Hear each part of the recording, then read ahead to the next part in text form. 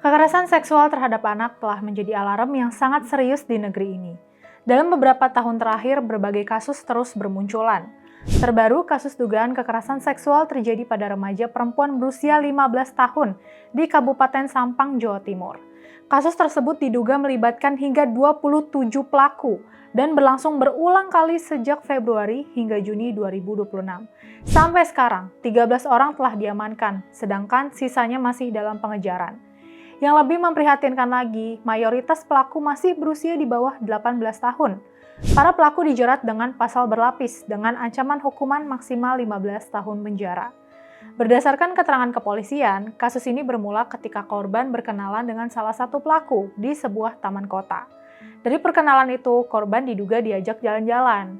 Korban lalu diduga diberi minuman keras, diancam, lalu menjadi korban kekerasan seksual. Modus serupa kemudian diduga berulang hingga melibatkan pelaku-pelaku lain di beberapa lokasi berbeda. Kasus ini akhirnya terungkap setelah kakek dan nenek korban curiga karena cucunya sering pulang larut malam. Setelah didesak, korban menceritakan apa yang dialaminya, lalu keluarga segera melapor ke Polres Sampang. Setelah laporan diterima, korban memperoleh pendampingan dari Unit Perlindungan Perempuan dan Anak atau PPA, Dinas Sosial, Pelayanan Kesehatan, dan pendampingan psikologis.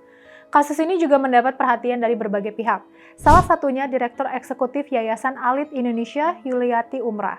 Dia menilai kejahatan seksual dipengaruhi oleh berbagai faktor, seperti budaya yang meminggirkan perempuan dan anak, maraknya perkawinan dini, serta kondisi keluarga yang tidak harmonis.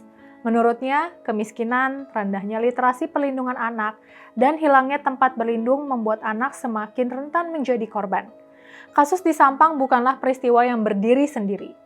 Dalam beberapa tahun terakhir, Indonesia berulang kali diguncang kasus kekerasan seksual terhadap anak di lingkungan keluarga, sekolah, maupun pergaulan remaja.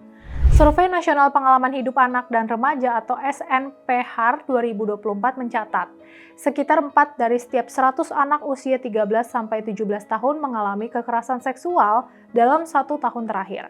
Sekitar 60% pelakunya merupakan teman sebaya, sementara hanya 1 dari 3 korban yang berani melapor.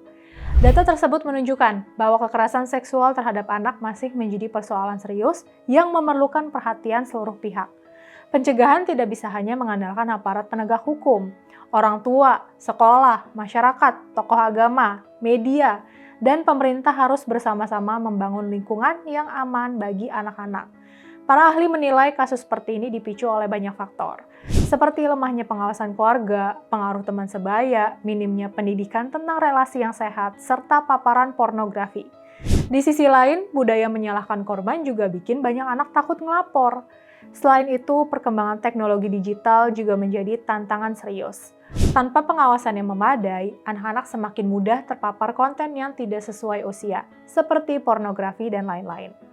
Kasus di Sampang ini hendaknya menjadi pengingat bahwa perlindungan anak adalah tanggung jawab bersama.